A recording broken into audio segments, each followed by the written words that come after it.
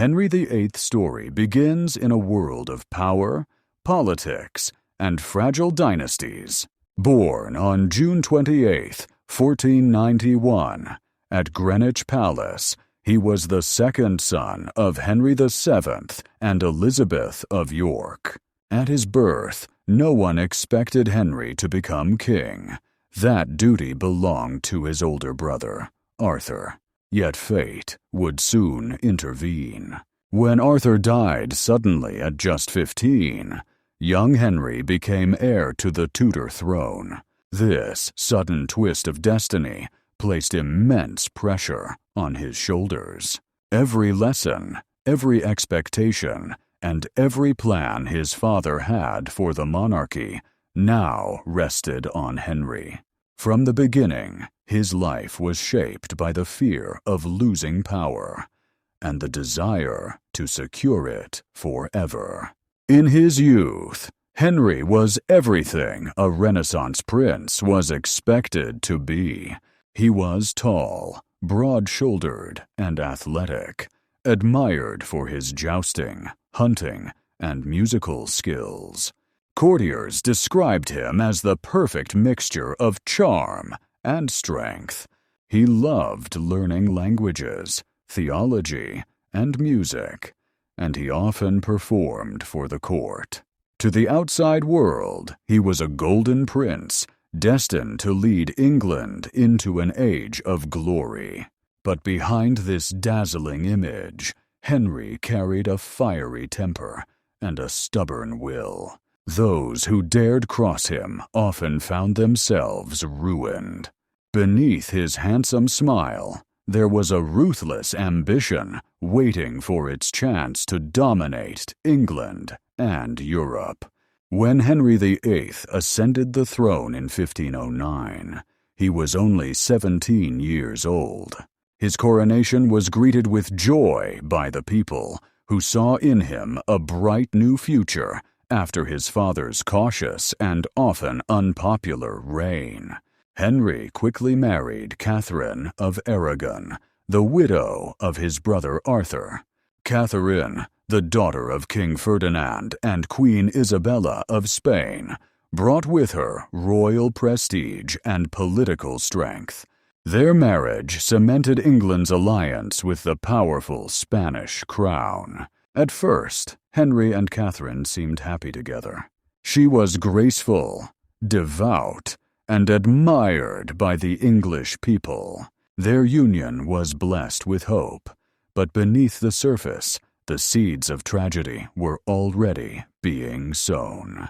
The greatest pressure on Henry and Catherine was the question of heirs.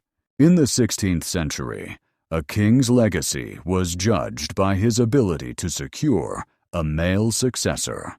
Henry desperately wanted a son who would inherit the Tudor dynasty and secure England's stability.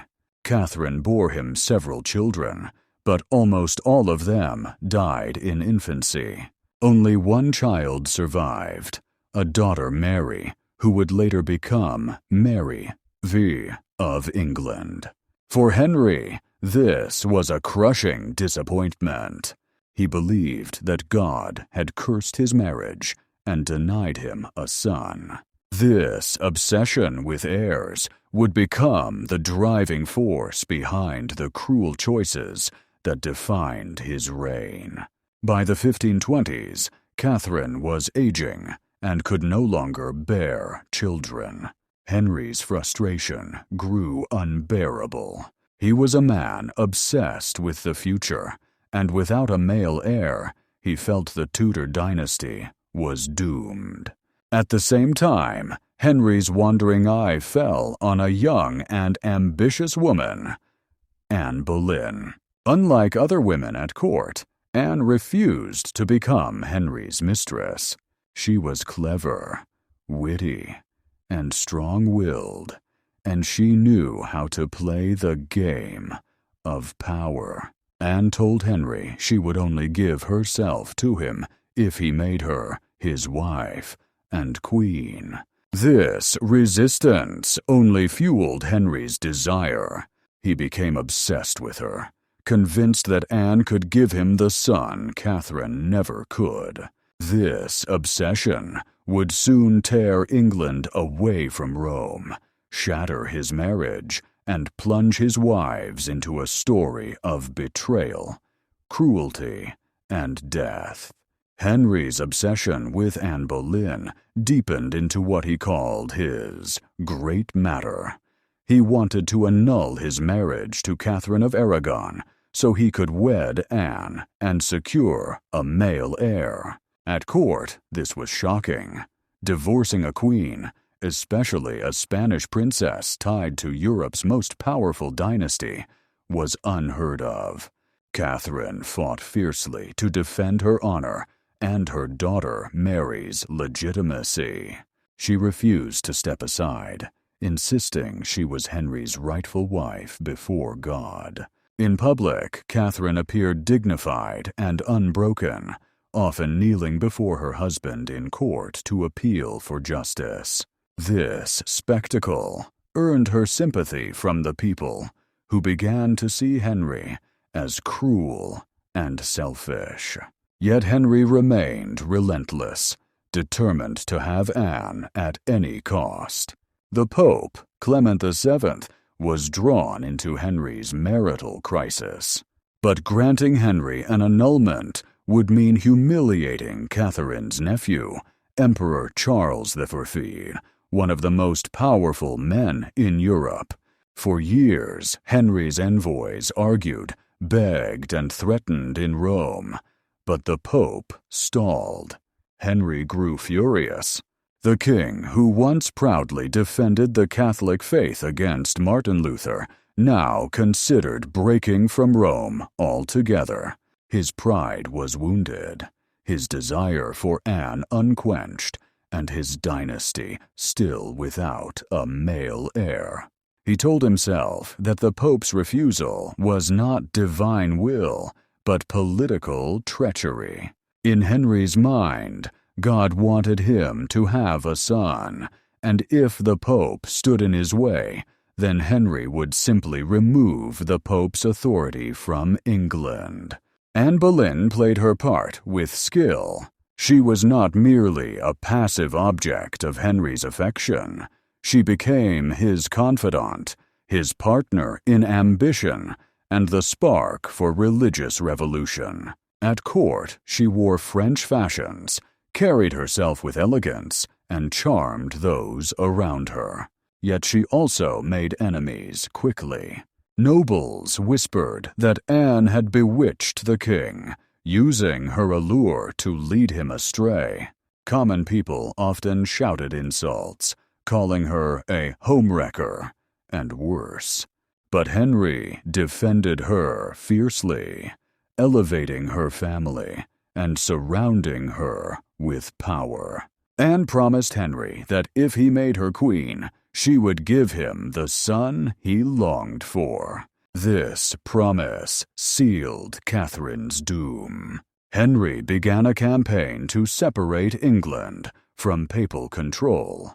He summoned his advisors, including Thomas Cromwell and Thomas Cranmer, to craft legal arguments proving that the Pope had no authority in England.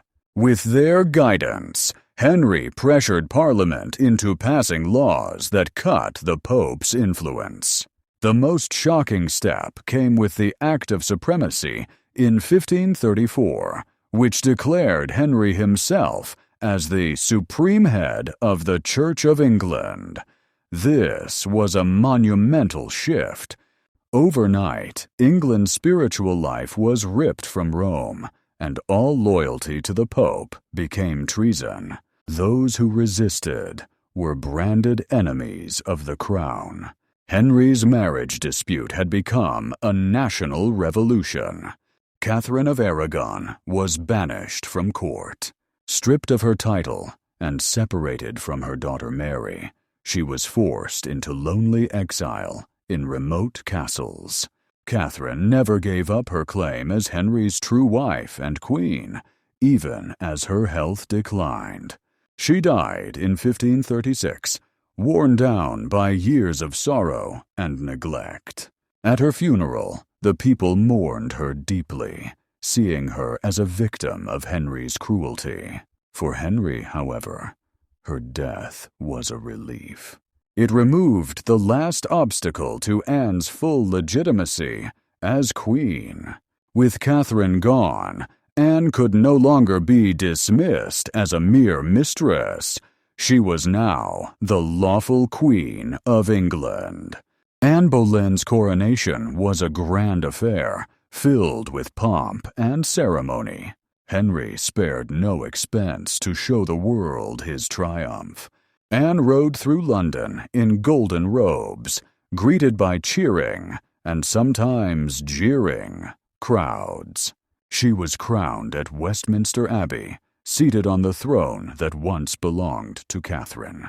Yet despite the splendor, Anne's reign began under a cloud of hostility. Many nobles still supported Catherine and resented Anne's rise.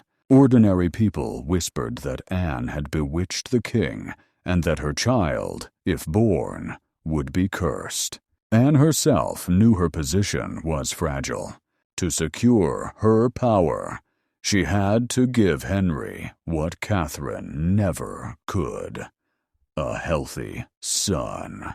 In 1533, Anne gave birth to her first child. Henry waited anxiously for news, convinced that this would finally be the son he had longed for. Instead, Anne delivered a daughter, Elizabeth. Henry tried to mask his disappointment, telling himself that sons would follow. But deep down, frustration simmered. Anne had promised him a son, and instead, she gave him a girl. Although Elizabeth would later become one of England's greatest monarchs, in that moment, Henry saw her only as a failure of destiny.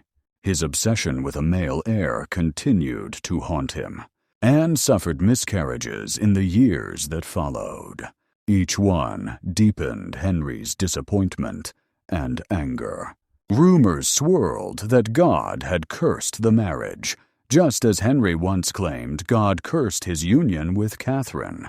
Courtiers who once supported Anne now began to turn against her. They whispered that Anne was arrogant, sharp-tongued, and too controlling of the king. Even Henry grew tired of her temper and her constant quarrels. The charm that once enthralled him had soured into bitterness. For a king driven by lust and ego, Anne's inability to give him a son was unforgivable. Anne's enemies at court began plotting her downfall. Thomas Cromwell, once her ally, turned against her after clashing over politics and power. He fed Henry suspicions that Anne was unfaithful, spreading rumors of adultery and even incest.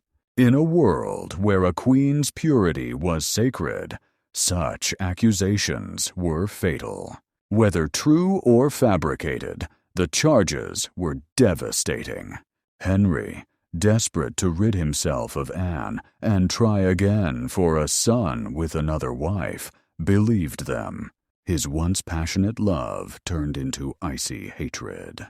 Anne, who had defied convention to become queen, now faced the full weight of Henry's cruelty. In May 1536, Anne was arrested and taken to the Tower of London. She was accused of adultery with several men, including her own brother, George Boleyn. Historians believe the charges were fabricated, but in Henry's England, truth mattered little. What mattered was the king's will. Anne's trial was a spectacle, attended by nobles who knew the outcome before it began. She defended herself with courage, insisting she was innocent, but the jury found her guilty. She was sentenced to death by beheading. Anne's final days were marked by calm dignity.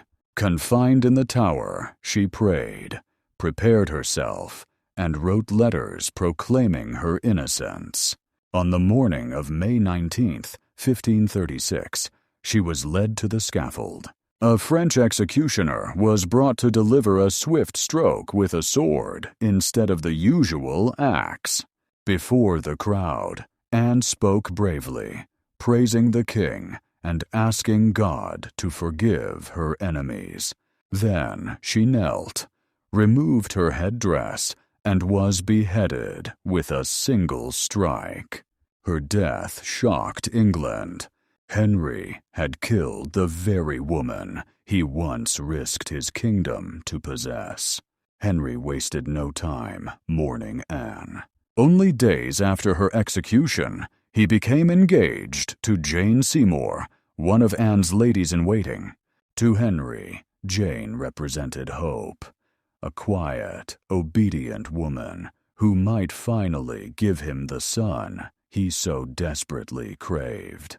The speed of Henry's remarriage revealed his ruthless pragmatism.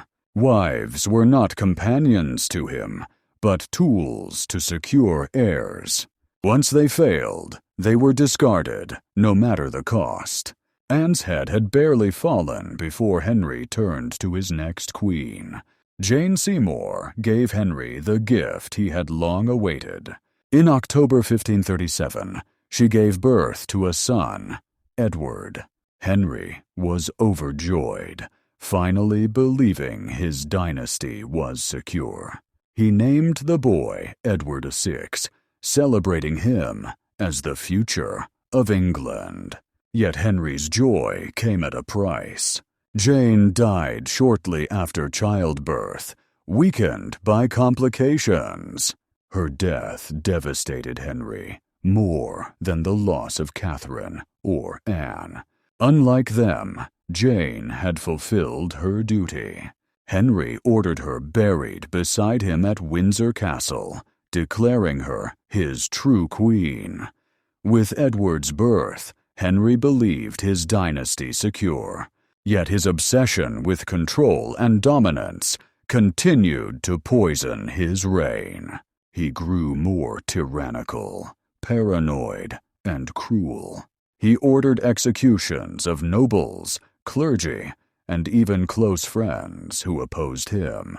The break from Rome had left England isolated, and rebellions broke out across the kingdom. Henry crushed them mercilessly, showing no mercy even to peasants who demanded justice. The once golden prince was now a hardened tyrant, feared by his people and courtiers alike. Henry's cruelty was not limited to politics. It extended to his marriages. After Jane's death, he still sought companionship and alliances through marriage. He married Anne of Cleves, a German princess chosen for diplomacy. But when Henry first met her, he declared she was ugly and smelled of garlic. He humiliated her, calling her the Flanders mare. Their marriage was never consummated, and within months Henry annulled it. Yet unlike Catherine or Anne Boleyn, Anne of Cleves was spared. She accepted her fate with grace, earning a generous settlement and the title King's beloved sister. She lived peacefully in England for the rest of her life. Henry's next wife was Catherine Howard, a young woman barely in her teens. She was vivacious, lively, and full of energy, a stark contrast to Henry's aging, obese body. Henry adored her youth and beauty, showering her with jewels and attention. Yet Catherine was reckless. She engaged in affairs behind Henry's back, perhaps out of desperation, perhaps out of immaturity. When her infidelity was discovered, Henry flew into a rage. To him, her betrayal was not only personal, but treasonous. Catherine Howard was executed in 1542 at the Tower of London, accused of adultery. Catherine Howard's execution further darkened Henry's legacy. By this time, he was obese, plagued by leg ulcers, and carried on a litter because he could no longer walk. Yet even in decline, his cruelty burned brightly. His court lived in fear, never knowing who would fall next. Executions were a constant presence in Tudor England. Wives, ministers, nobles, and commoners alike learned that defying Henry meant death. The once handsome prince had become a monstrous tyrant whose throne was built on betrayal and blood. Henry's sixth and final wife was Catherine Parr. Unlike the others, she was a widow and well-educated. Catherine was more companion than consort, acting as nurse to the ailing king. She survived Henry not because of his mercy, but because of her wisdom.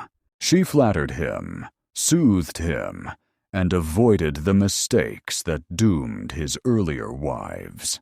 Catherine Parr also influenced Elizabeth and Edward, giving them an education that prepared them for rule. Through her, Henry's children found some stability.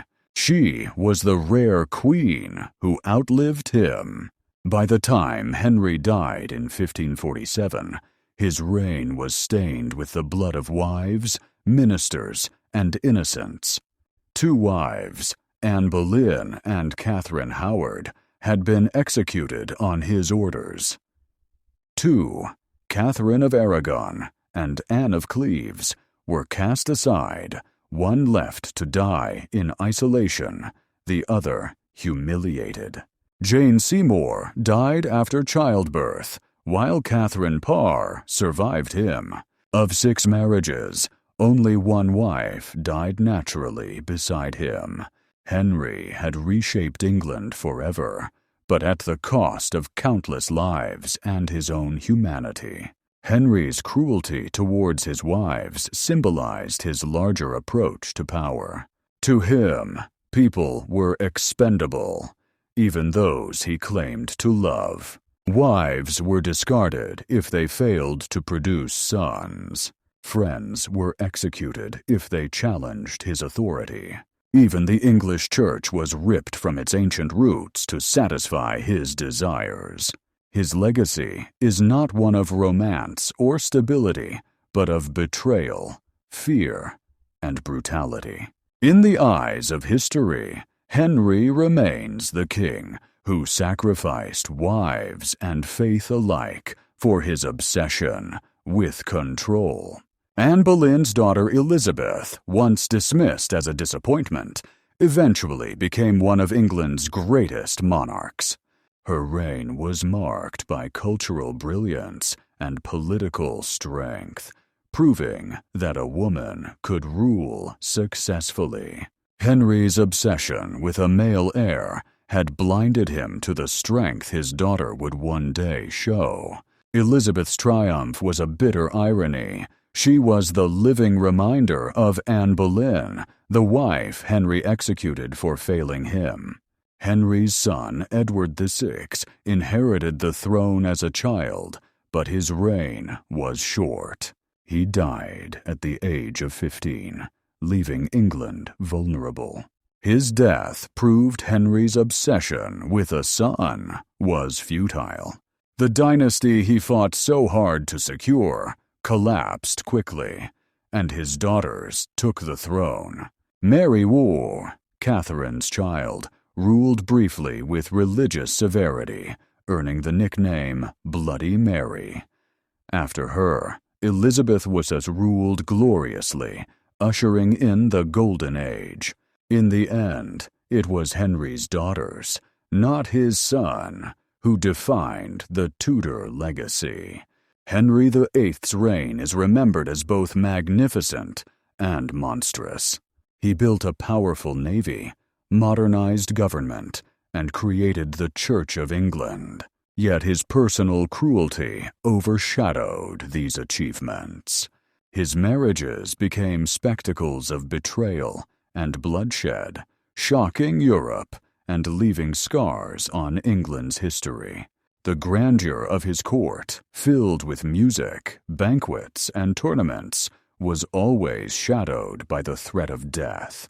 Those closest to him lived in constant fear of his wrath. Even centuries later, Henry VIII remains one of history's most infamous kings. His cruelty towards his wives continues to fascinate and horrify. Plays, novels, and films retell the story of the 6 wives: the betrayed Catherine, the ambitious Anne, the devoted Jane, the discarded Anne of Cleves, the doomed Catherine Howard, and the survivor Catherine Parr. Each name is a symbol of Henry's ruthless will. Their tragedies remind us of the cost of unchecked power. The story of Henry VIII is not only about one man's cruelty, but also about the injustice suffered by the women around him. Catherine of Aragon, Anne Boleyn, Jane Seymour, Anne of Cleves, Catherine Howard, and Catherine Parr each played a role in shaping England's destiny. Their lives were bound by Henry's obsession, yet their stories echo through history as a warning about tyranny, patriarchy, and ambition. Did you know that behind the crown of England's most famous king lies a trail of blood and broken lives? This is the dark truth of Henry VIII, the king who killed his wives.